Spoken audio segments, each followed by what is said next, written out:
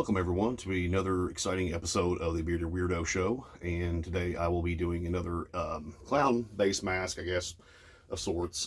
This one is from the remake of it that came out a few years ago. I unfortunately have not seen this one, so I think I watched the first, I guess, part one. Didn't get to finish part two. It's actually, I do own it. I just haven't had a chance to watch it yet, so. But this particular mask is another Rubies mask. This is from the remake here, and I'm trying to get my hands in there. There we go. And you can kind of see here that this mask has some pretty impeccable hair. I have to say I'm impressed with the hair on this one. But yeah, the mask itself, this is another Rubies mask here, and you guys can kind of see the IT tag there, and then there's the Warner Brothers logo, and then there's the Rubies logo there. The hair appears to be punched down, which is pretty cool and unusual for Rubies masks. I don't really see a whole lot of these masks that they punch down the hair on them. But yeah, this one here is really kind of hard to hang on to. It's huge, and you can kind of see inside there. This has got the padding in there, I guess, so in case you folks that have smaller heads can wear this one fairly comfortably. And it's a pretty thin latex, you know, so it's you know, it's not bad quality. It's just kind of thin. Not really, doesn't feel like it's very durable as far as you know. It feels kind of cheaply made, I guess is what I'm trying to say. But you can kind of see the cracks in the forehead there from, I guess, from the makeup or whatnot. You know, like I said again, I've only seen the first half of this movie, so.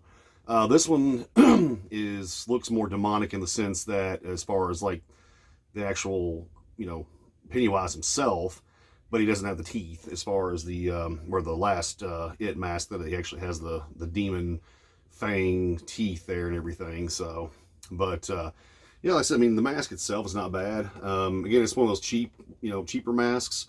I think I only paid maybe, I don't know, 20 or 30 bucks for this one. So. You know, which is not bad, all things considered. But yeah, I haven't wore this one. Haven't really put it on display a whole lot.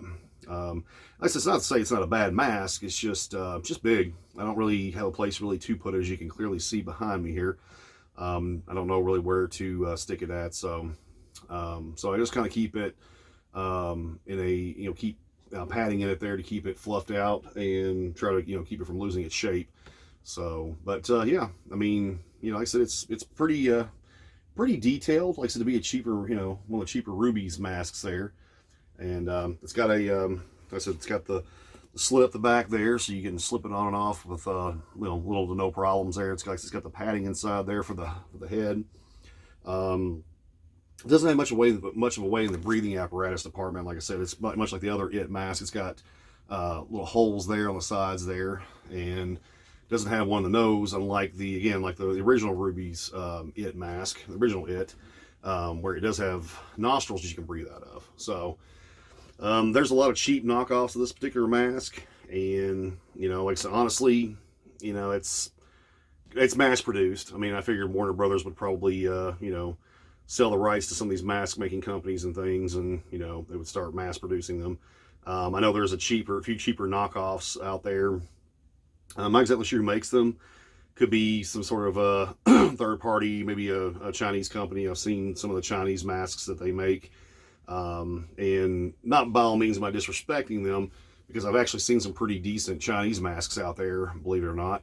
But, you know, as far as, you know, being it's a, you know, popular movie, Stephen King, you know, it's kind of like, you know, it's bound to get hit and be, you know, in mass production there. Excuse me. And then, like I said, you can see the eyes there, kind of sinister looking.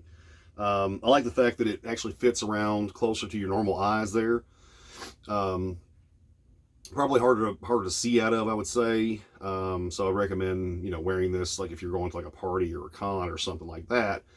So that way you're not, as far as walking around out in traffic or something on Halloween, you get hit by a car. So there's that.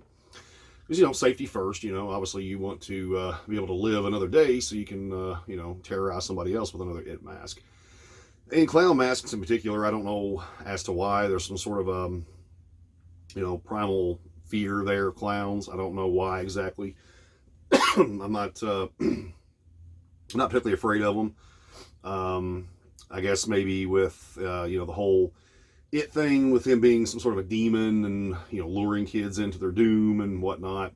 I guess maybe that's why. I don't know. I don't know much about clowns, and I'm not trying to pretend like I do. I just know that there are a few cool ones out there. Like I said, this particular one, as it sheds, this particular one's not bad. Like I said, I paid 20 or 30 bucks for it. You can find it on most retail sites, Walmart, Amazon, I think, eBay's probably got some. But you also want to make sure that if you are a stickler for Rubies particular masks, Rubies costumes, you can make sure that look at the tags on them and things.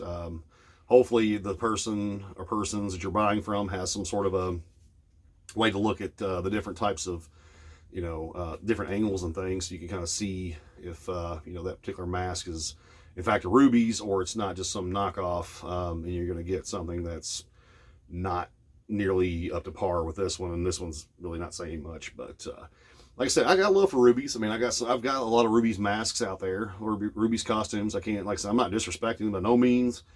I just, every once in a while you kind of get one, you're kind of like, you feel like you may have wasted money on it, or wasted excitement trying to get it, and you get it and you're like, so.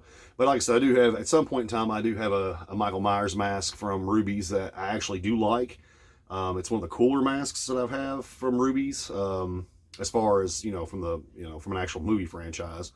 I've got plenty of Rubies masks that are just kind of random masks, like they don't really they don't belong to a movie or anything. They're just something they just, I guess, concocted and and threw out there. So, but like I said, like I said, the mask itself, can't complain. Like I said, it's got fantastic hair, as you can see. It looks huge.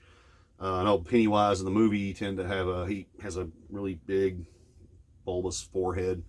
Not exactly sure why they did that. I think the original Pennywise, and maybe this is me, just because I'm partial to the original movie. I think the older Pennywise is far more sinister, and I think Tim Curry did a really good job nailing it, because he's got that that aura about him, and he just kind of, when he fell into the role of Pennywise, it just made it that much more creepy. So, but yeah, that's that's pretty much all there is to this mask. I mean, there's really not a whole lot to it, as you can see. So I mean, it's got good detail. It'd be good for somebody's collection. And like I said, if you're into clowns, or if you're looking into the Stephen King It universe, this would be a nice addition to have. So, but like I said, I appreciate you guys tuning in again. Like I said, if you like the video and stuff, please subscribe. So show me some love there, and I'll see you soon.